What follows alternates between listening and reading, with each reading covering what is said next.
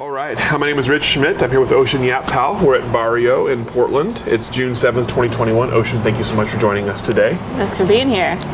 First question, biggest question, why wine? Why wine? Why not wine? Wine, to me, goes with everything. My favorite pairing right now is that wine goes with the revolution. So how can we break down these barriers that we have, not only in the wine industry, but in our society? And what better way to talk about shit over a glass of wine? So that's really my big motivation, is that wine can be a connector, and there's truly a wine for everyone. So let's talk about life before wine a little bit. Where did you grow up, and tell about kind of growing up education? Yeah, growing up, I grew up in Oregon. I grew up in Central Oregon and Sisters and in Eugene. I learned a lot from the hard work of my mother. So Mom was always working really hard and always encouraging us to just be true to ourselves.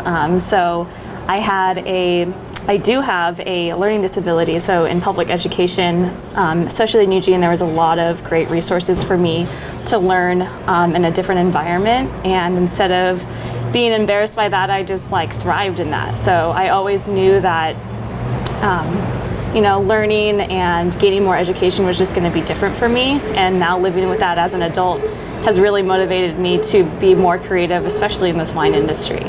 So I have to thank Mom for that one. What about after high school?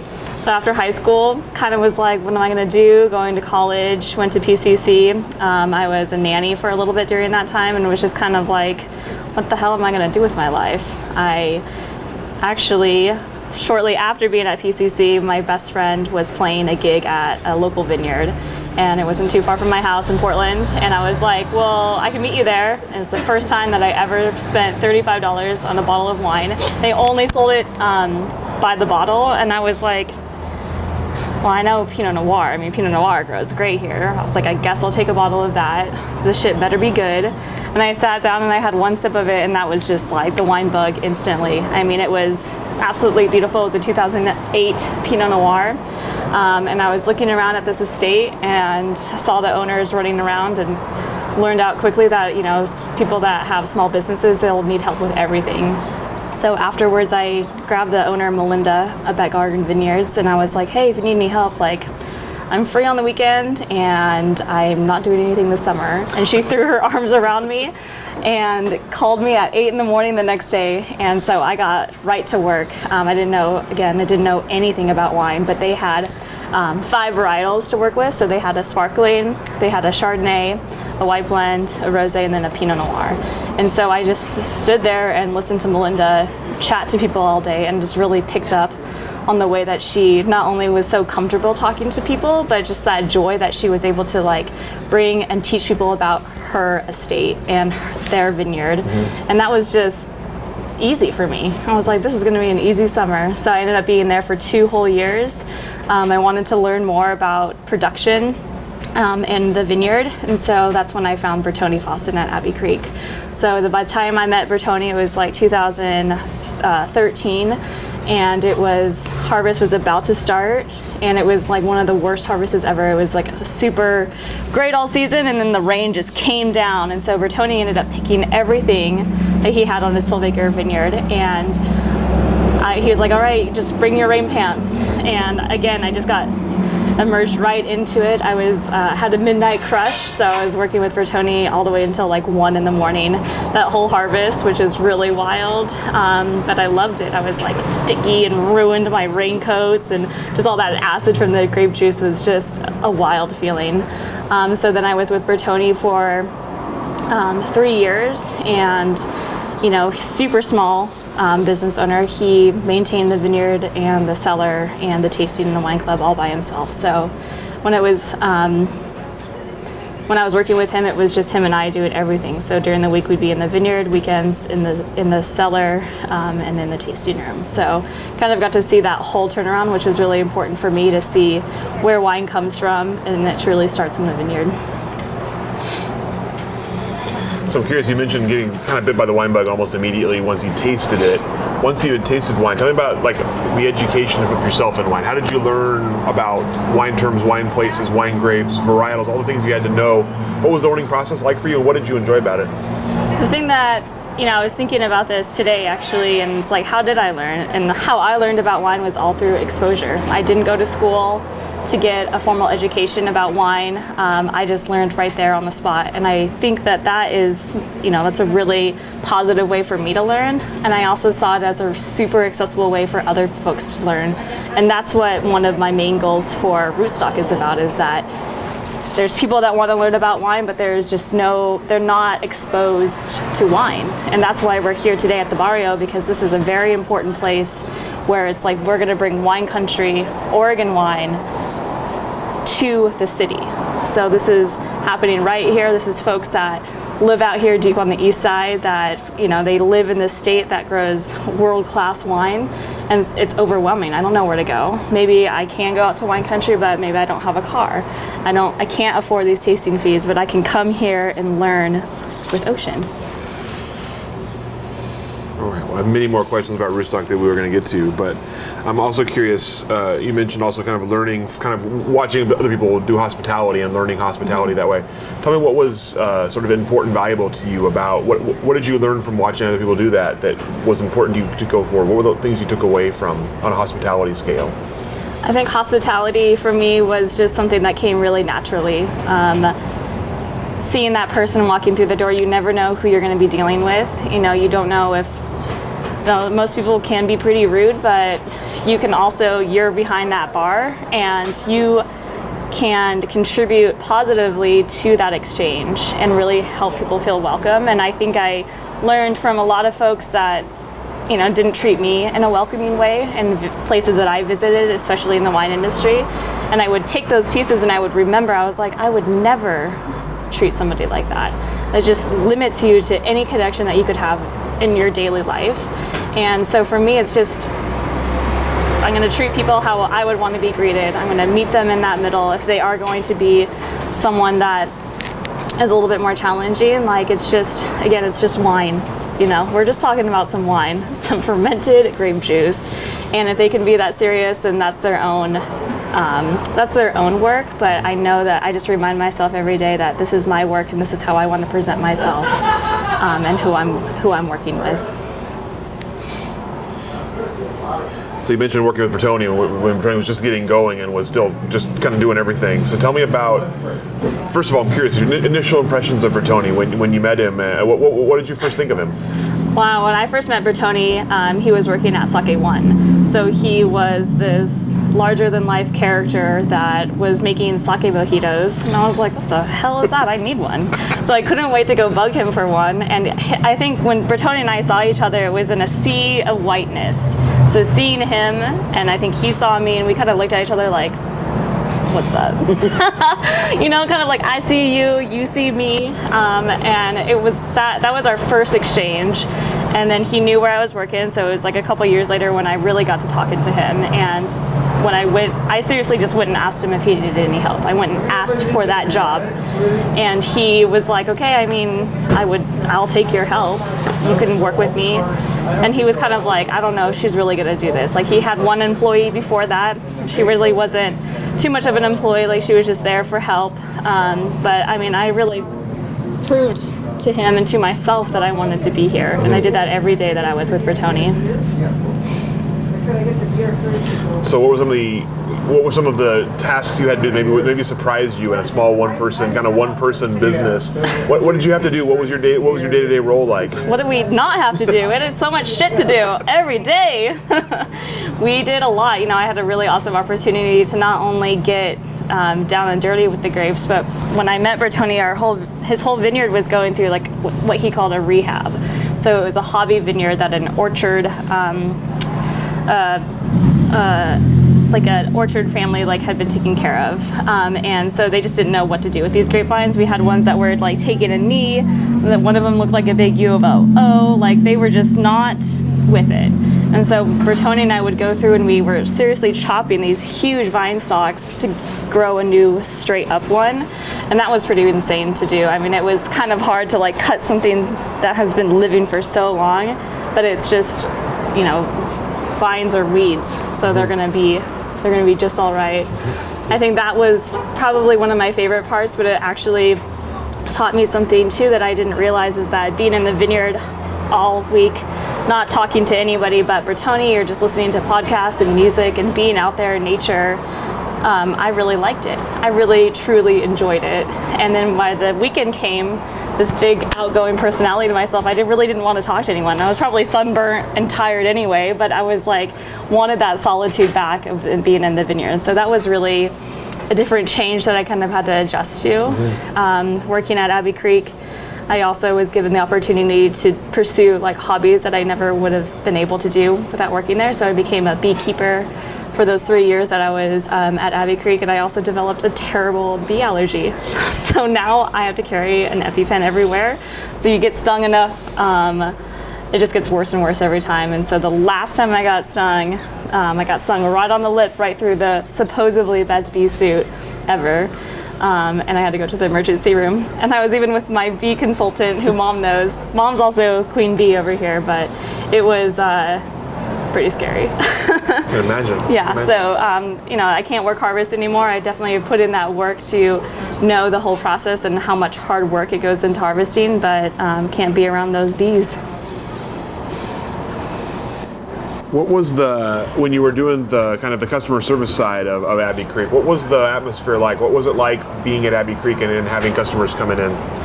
Being at Abbey Creek was super interesting. I mean, we were located in North Plains, so just outside of Hillsboro, and it's a pretty small town. I mean, it's the one main drag out there, and it's a pretty white town. I mean, again, Bertoni and I being in the industry and working in the industry, and him being an owner, winemaker, people still thought that I owned Abbey Creek, and I think that there was really challenging days, and I know that him and I definitely kind of got stuck in this rut of constantly trying to prove yourself as a person of color. You are always having to prove yourself to white people, and I would say some days were easier than others, but what we always reminded ourselves of is that nobody's gonna love this more than we could. And so if we just show people how much we love what we're doing here, I mean, that is attractive. People are going to pick up on that energy and fall right in love with you. So we'd have like these cowboys that like never ever would drink wine, but now they're like hanging out there and they're club members. So it's just, again, like, we don't discriminate. We've been discriminated against enough that we know that we cannot participate in that way and judge someone else. I'm curious about what you saw in terms of the progress there, both in terms of the growth of the brand, but also in terms of the kind of acceptance of Bertoni in the industry while you were there. Yeah, I think Bertoni and I put in a lot of work together, just me being not only his employee, but being his friend.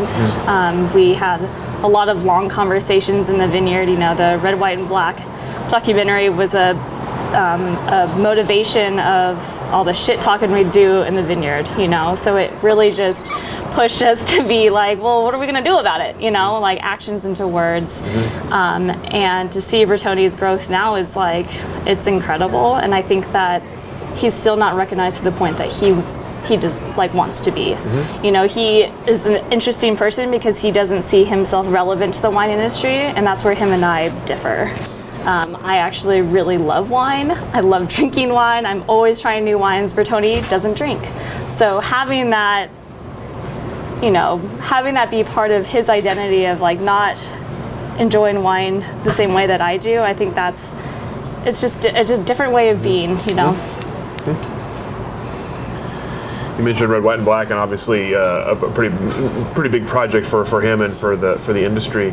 What was your role with it, and what did you see come out of it? That film is awesome. I love that film. I love the idea of it, but I think it could have been a little bit better. I think that it failed to be more inclusive. It failed to bring in more voices and voices of consumers. I was a part of that beginning of the film, and I was super excited to be a part of it and share my story as a woman of color and a queer woman. So checked all three of those boxes. But I got let go of the film because they didn't think that I was relevant because I wasn't a winemaker. And that really hurt me. I mean, that hurt me for, I would say, like 6 months. I didn't even drink wine. I drank only whiskey or beer. And I was just mad at the wine industry. I was like, how can I not be relevant? And I do have to say that hurt pushed me to be where I'm at today. Not thinking that somebody is irrelevant just because they are not a winemaker limits you to a whole range of people that want to be a part of this industry, and you're mostly cutting off consumers, and that's hurtful. You have communities, cultures, identities that want to participate, and you have people in the industry that want to participate, but then all of a sudden these folks become gatekeepers themselves, and that's what has to change. So after Abbey Creek, where did you go next? Abbey Creek, I went to Kramer for about 9 months, and that was awesome. So second generation woman winemaker Kim Kramer and her mom Trudy. I got to spend a lot of time with Trudy Kramer, which is so close to my heart because she is a hoot. She is one of the first woman winemakers in our state of Oregon, and now her daughter brings this new passion for sparkling wine to the brand, and I learned so much about that family because it's very family owned. Like, they do everything together and they're very successful. They really care about each other and they really care about their employees. Like, I worked at a lot of different places, but at Kramer they were just so kind and generous to me. So I was really grateful for that time there after being kind of hurt at my other place. And when I was there, I was like, you know what? I think I need to learn some stuff. So I went back to school. I finished last year from Portland State debt-free with my degree in sociology and minor in special education. Thought I was going to be an educator. Kind of always thought that I wanted to give back to those students what was given to me at that age. And COVID hit. Right during graduation, I had a virtual graduation, which was wild. It was right in the middle of the social unrest, right after George Floyd was murdered. I was upset, I was hurt, I was scared, and I needed to work. So I kind of jumped back into the wine industry, working at the Portland Wine Cellar. Always kind of worked there on and off for about, I guess it's been almost 6 years now. But working in a retail shop is a really fun way to pass the time. You get to try wines from all over the world, and I can sell bottles to folks and really share these stories that attract me. But it was a hard summer. It was hard to figure out what I was going to do next, and then this is where I turned my thoughts into action to start my own Rootstock. So I have one more question for you before I ask about Rootstock. Okay. You mentioned retail as kind of, you've worked at all the different parts of the industry now. So you've worked for wineries, for vineyard. I'm curious with retail, what was your sort of favorite part of it, and what was the biggest challenge? My favorite part of retail is it's my total safe environment. I know these wines, I know how they're made, I know the producer, I know the winemaker. If I don't know, then I can learn a little bit more about it, but I'm in a cool air conditioning room. I get to meet all different types of folks that come in looking for wine, and I think one of my favorite things to do is when somebody walks in and they want my help. Our shop has about 1,100 facing labels, and so it can be really overwhelming, even for me. But when somebody comes in and they just want to talk about wine, I love that. I love that experience. I love to share with people new wineries, old wineries, unique varietals. We have a little bit of everything because, again, during this past year, we've sold an additional 10,000 bottles than we normally had before COVID.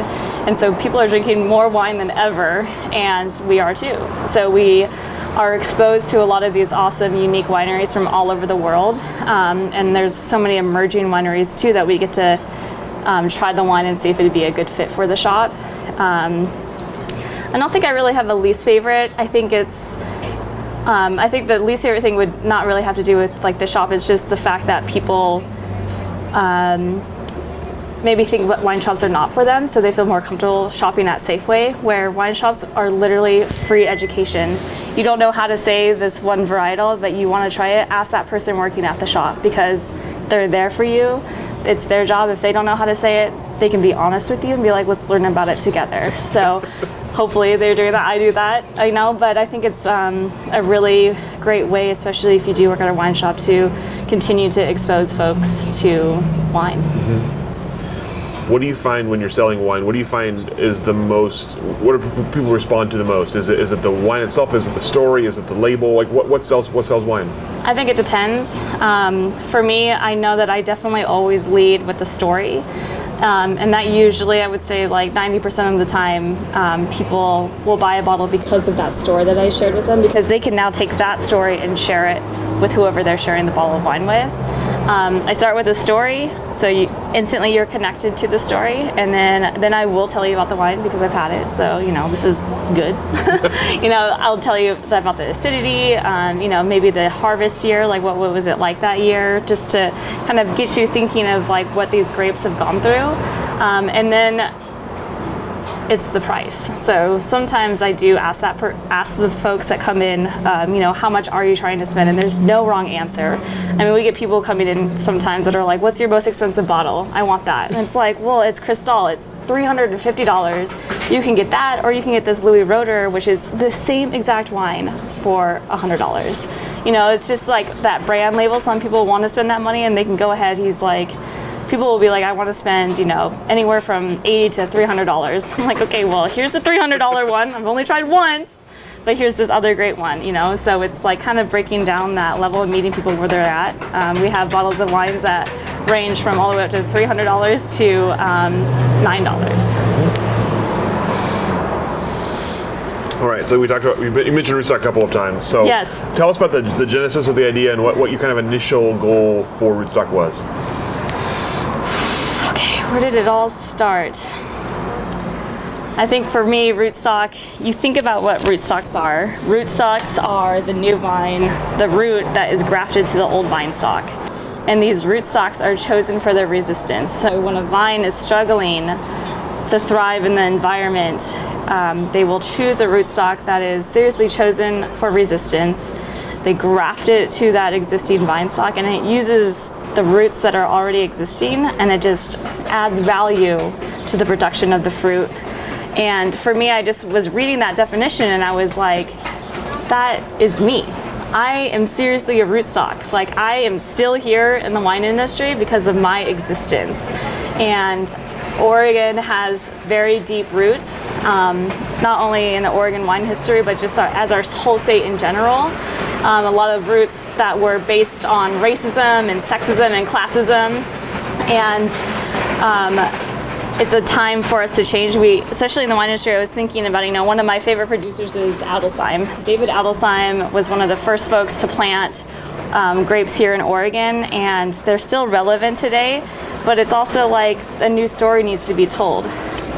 And that story is from my generation. So we are the new rootstocks. We acknowledge and support that existing roots that were already there, but we are here to say that you need us to survive. You need us to support you, just like how we need you to continue to support us. Mm-hmm. So with that, when you founded Rootstock, what's it going to be, or what is it going to do? So for Rootstock, I was like thinking about the way that we are taught about wine. We learn about wine either at the tasting room or at a bar or at a restaurant, and sometimes that way that we learn about it is not accessible. It's not accessible to everyone. What Rootstock is here to do is to support you and bring wine to the city. My initial idea was really about bringing all the stuff that I love about Oregon wine country to Portland, into the city, where just nothing like that exists. You can't just go pick up these unique small wineries. You can find them at the wine shop, but how are you going to learn about it? And so for me, I'm such a hype kid. Like, if I love something, I'm going to tell everyone about it. And one thing for me is true is that I love small producers. I love BIPOC winemakers. I love women winemakers. I love that story. I love who's behind the bottle. And I do this often with my friends. I'll find a bottle and we'll just pour it and we'll talk about wine in a way that I don't even know how I'm doing it, but it's approachable, right? It's about being empowered. It's about accessibility, and it's going to always be about representation. So we just had our first event here at the Barrio. It was kind of a soft event, so it was people that I knew and some industry folks. So it had a big range of folks that maybe have been working in the wine industry forever, 20 plus years, to folks that are just now starting to drink wine. And so we talked about wine in a very different way. So it was a part social, part education experience. We poured 4 different wines. They were all women winemakers. And we just connected. I mean, everybody had a little seating chart, and I sat folks where I thought they would really vibe off of another person. And so not only is it about learning about wine and empowering each other, but it's always going to be about community and connection. So at each Rootstock event, there's going to be new folks that come, and you're going to just always know that you are going to gain tools and connect with people. So, in addition to the events, or with the events, how often and what types of events are you picturing for the future? I think the coolest thing about Rootstock is that it's limitless. I think the first event is something that we could do here again at the barrio. We could do it at another location, feature different wines, talk, chat. We did it for about an hour, and it was awesome. The other cool thing about Rootstock is that it could be like mobile, and it can stretch across to so many different industries. I've done this just for friends too, is just setting up a day for you in wine country. If you do truly want to go out wine tasting, it's overwhelming with all the wineries we have. We have like over 900 of them now. I can help you plan your trip and tell you what the best places are to go, because I care about those wineries and I know that they will take care of their people too. One thing that really is important to me is that it is always accessible. I think that's one thing that is really forgotten, not only in the wine industry, but in all areas of our lives. You think about access and how challenging it must be, and then think about being deaf or hard of hearing. It's just even more challenging, and it's not structured for you. So having those open conversations, if somebody deaf calls the wine shop and they have VSR, they have the video relay person talking for a deaf folk, to know that this is not a telemarketer, know that this is a customer. This is just a customer trying to talk to you about wine. It's just all about exposure and that continued conversation of that this is for you too. When it came time to choose the wines you want to showcase, the wine brands you want to showcase, tell me what goes into that kind of decision-making process, knowing as much as you do and having all the brands to choose from. For me, the first one was my favorite wines. So I got to feature Kramer Bubbles. I got to feature Sheba Wishern, Akiko's wine, who truly has been a huge, someone to look up to in the industry. I think I found Akiko right after I was kind of like in and out of the wine industry, and I had no idea that she existed. And so to me, she is representation set on fire, and she doesn't really have intentions to be like that leader, that role model, and I understand that, but what she means to me is just so important. And so featuring her wine was no second thoughts at all. We also featured, Chris has the bottle, it's called Pierce Riesling, so it's bottled actually in a beer bottle, so 500 ml, got a crown cap on it, and it's got these gold chains on it. So I remember the first time I saw that label, on the shelf it can be overwhelming to look at it, but if you can find something that is relatable and can connect to you and your culture, suddenly things feel a little bit more easy. So I think it was really important to show not only that label, but wine in a different format. It's okay. Wine's just going to taste great out of this format. And then we ended with one of my other favorite winemakers, Christina Gonzalez, from Gonzalez Wine Company. And her and I have been friends for a while, and she truly is one of the most talented winemakers. Her story is amazing. Again, just being a woman of color, she has a lot to contribute to the industry, and she gives a lot back to the industry as a woman of color. So for me, it's picking wines that it's like who are you voting for? Where are your values? What are the stories that you want to share? And where's the good wine? And all 4 of those bottles are great winemakers.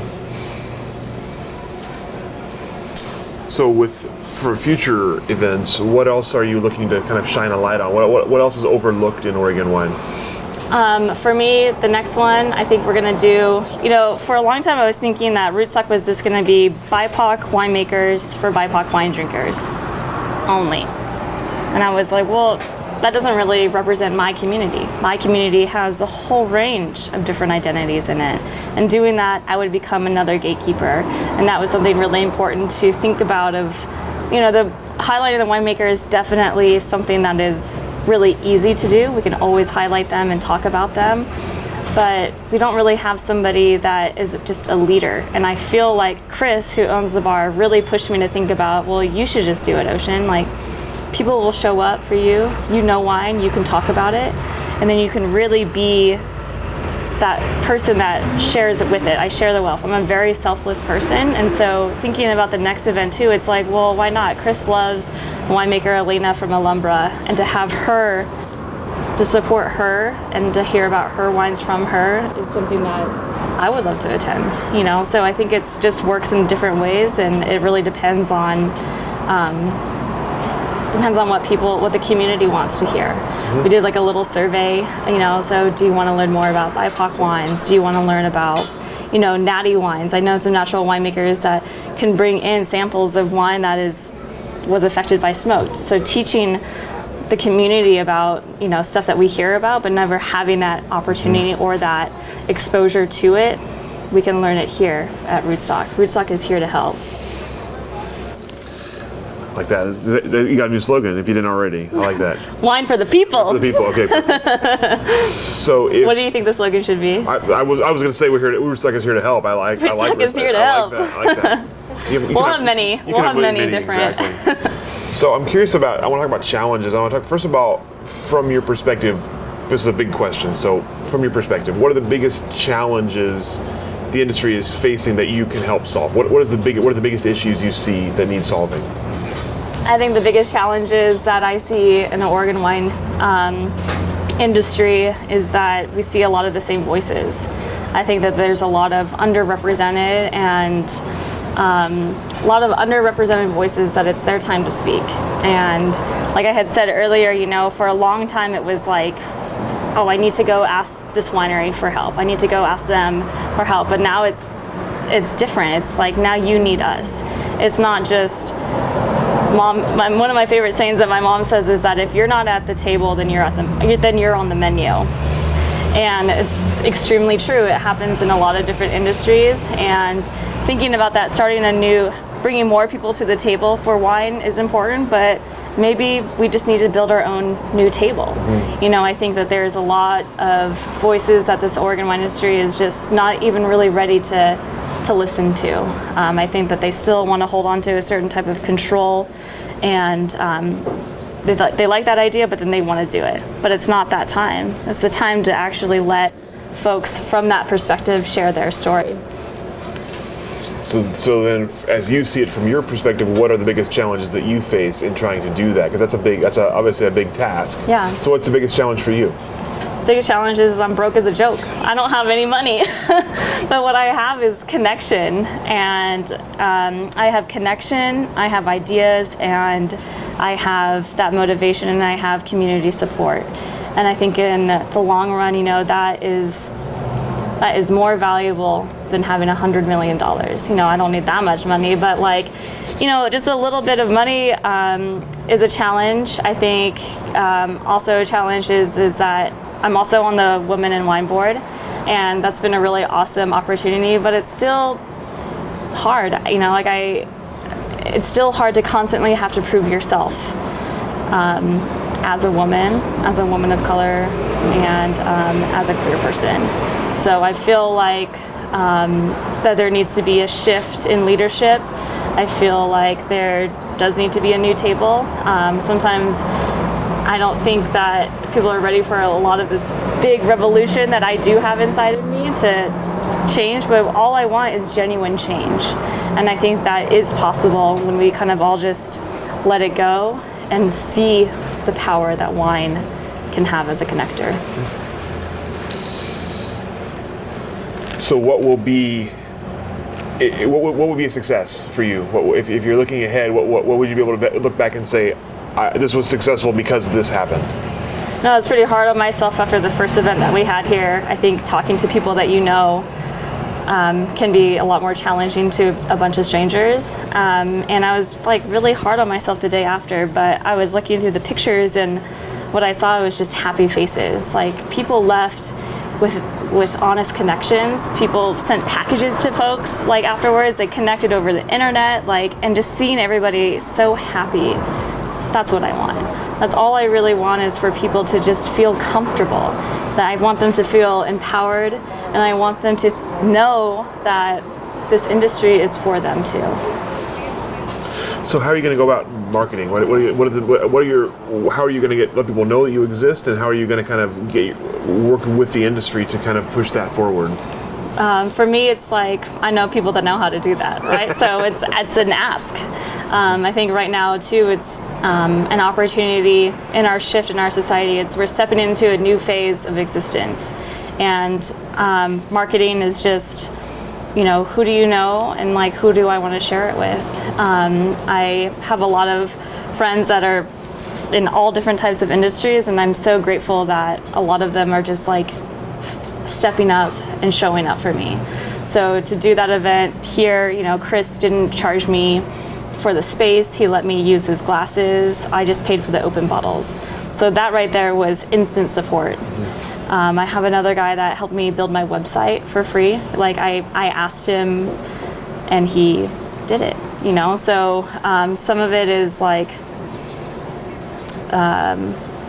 some of it is kind of like accountability for certain white people, I do have to say, but it's not in a terrible way. It's actually just the truth of it.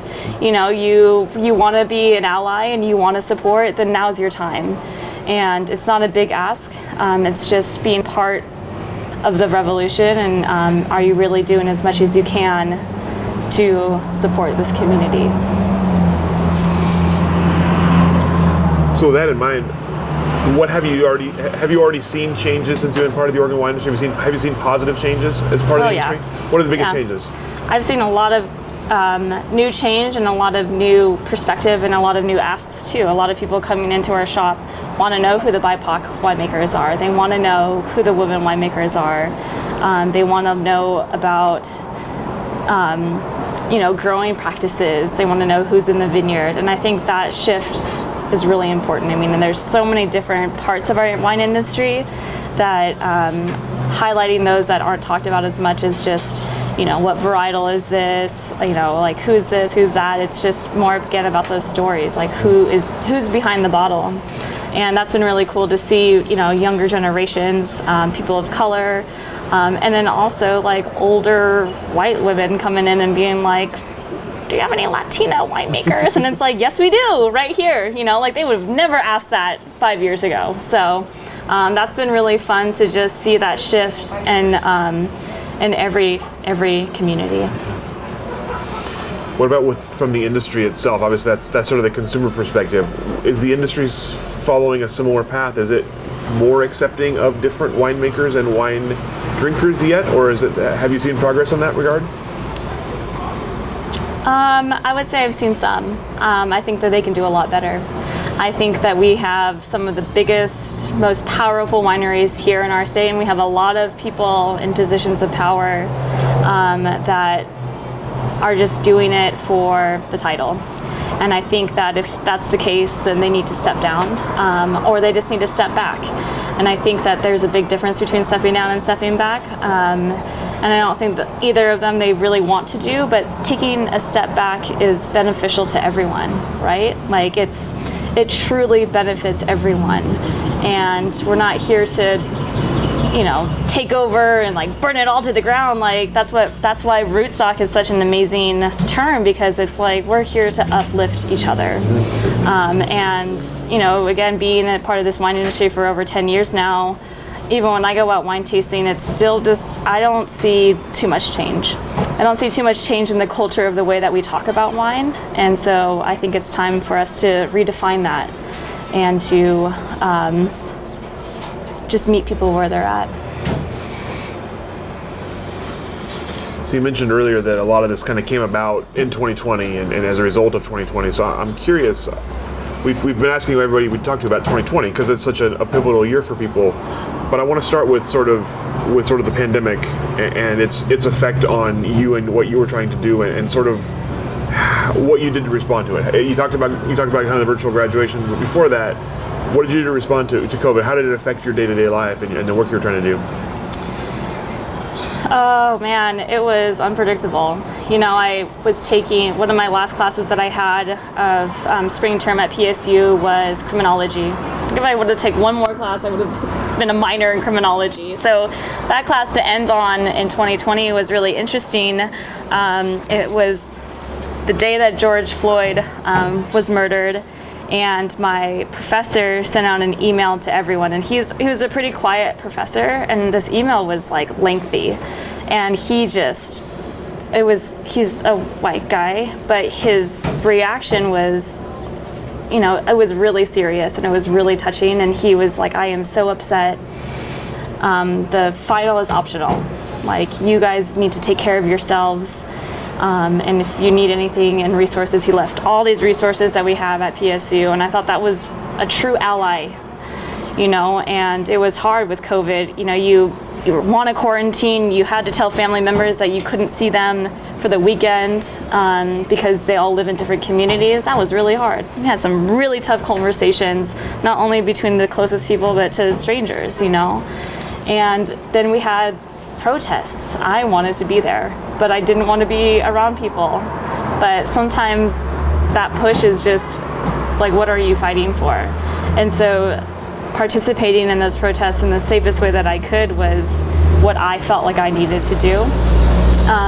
And then it got to the point where, how can I show up in other ways for my community? So knowing that the protests maybe weren't the safest thing for me to do, I found other avenues to show up for my community. So volunteering at the Native American Youth and Family Center, delivering food for our community, that felt really good. Mm-hmm. You're paying just as much as attention. So what was the question? Oh, 2020, we're still stuck. Oh God, we're still stuck early in 2020. We're like June. Yeah. We've got a ways to go. We had a huge rise in wine sales. So working at the shop, it was probably like the busiest we'd ever selling bottles. We had no more events, no more in-person tastings. So we had to become more creative and thinking of how to bring wine to people. So I got to deliver wine. That was pretty cool. People were buying it by the case. Like, I delivered 3 cases out to some airport hangar one time. Like, people were ready to be stacked with wine. And then that kind of slowed down. So then it's like, well, now we have to continue to pivot. And then we're seeing that new pivot now too of, I don't really care for that term of going back to normal, because I was never normal. My existence is not normal. And so I really do not like that term, but it's like just another pivot back into creativity of reconnecting. And so we started doing virtual tasting. So I'd pour up wine in a little 2-ounce or 4-ounce bottle, and then we got to meet a winemaker over Zoom. And that has been really awesome because we just did a Zoom tasting with a winemaker all the way from Australia. So it's given us this opportunity to connect all the way across the world, where he would have never just flown in to the shop for a Friday night tasting, right? So I think that I was really fortunate in my 2020 time. I had a really close group of friends that were really understanding. Like I said, we had a lot of tough conversations, but at the end we just wanted to meet each other with that comfortableness, and I maintained a small social life where I know a lot of folks didn't even get that opportunity. So I'm grateful, and it just continued my motivation of giving back. As you mentioned, obviously George Floyd and the effects after the protests. I'm curious, did you notice, from your perspective, was there a noticeable change in any of your wine interactions during that time? Did anything change about the way what people asked of you, what people wanted to know, or the way you were treated?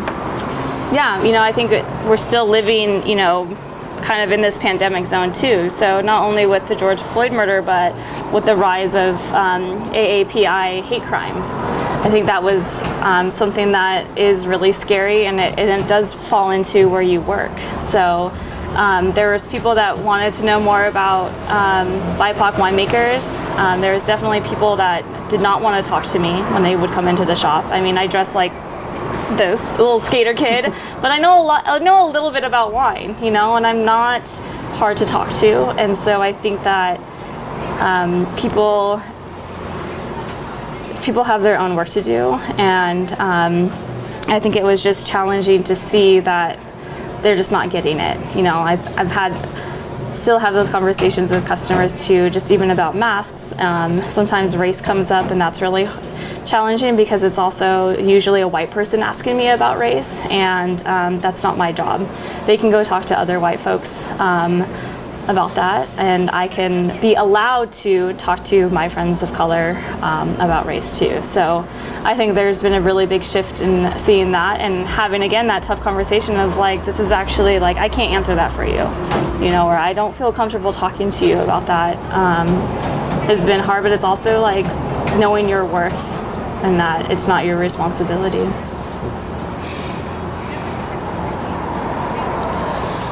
So you talked a little bit about kind of the rough outline for the future of Rootstock. I'm curious, as you look out ahead 5-10 years down the road, what do you hope to see from it? And what are some of the kind of the milestones along the way that you're looking forward to?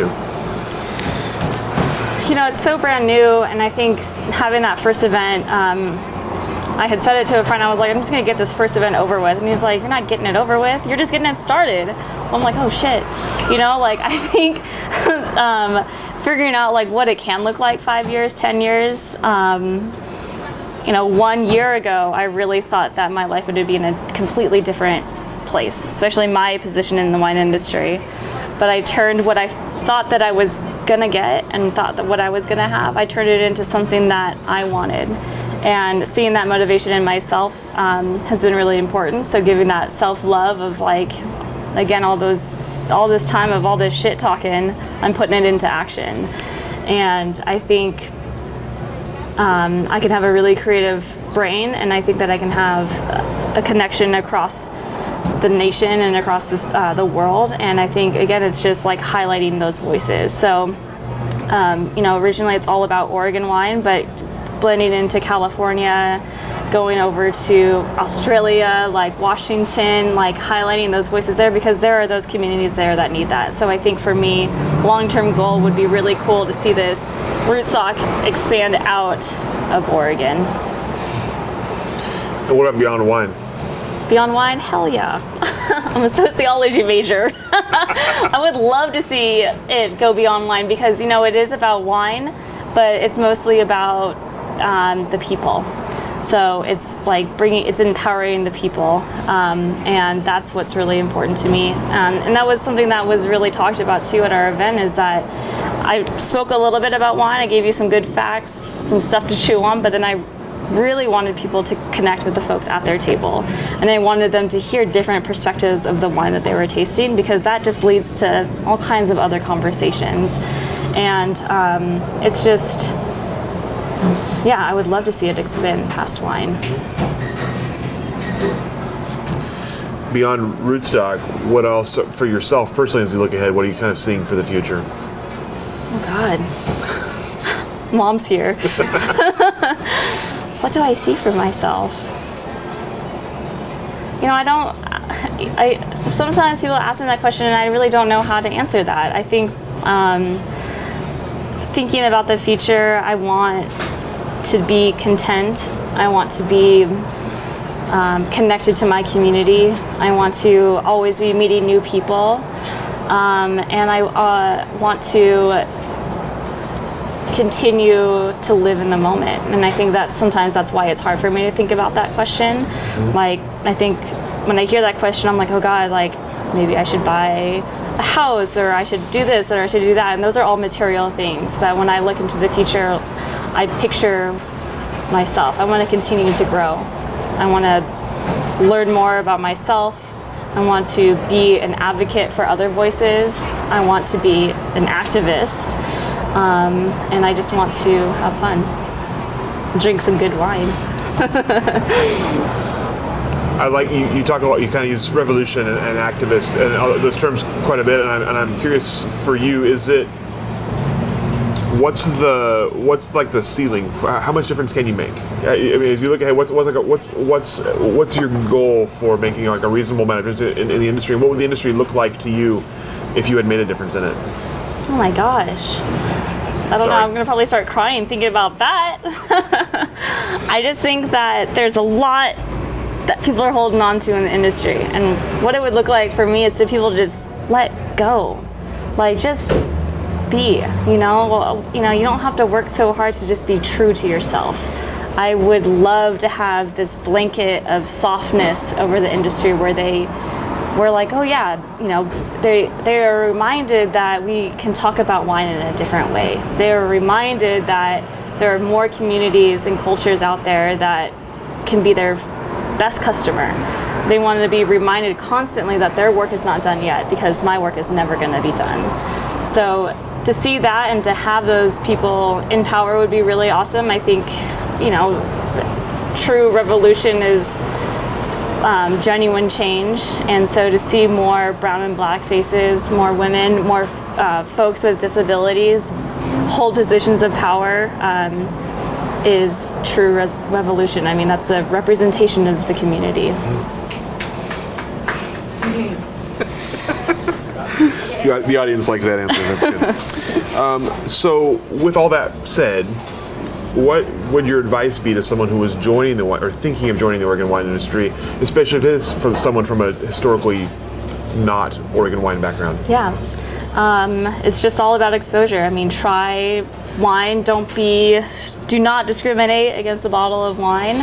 And if you need help, like, there are people out there. You know, what I'm starting is something that would be a resource. I want to be a resource for new wine drinkers where, you know, what do you want to learn? Do you want to work in the wine industry? Do you just want to be a consumer? Do you want some guides to help you read a wine label when you're at the grocery store? Like, I think that there needs to be more resources like that, because they are completely out there. Every winery knows wine like that, but they just don't want to give those tools to people. I mean, these are free tools, right? I learned everything I know about wine because of exposure. And so the best way to learn about it is to just find that, you know, expose yourself to wine and to new experiences, and that's the best way to learn what you do and what you don't like. And what would you tell some of their biggest challenges are going to be?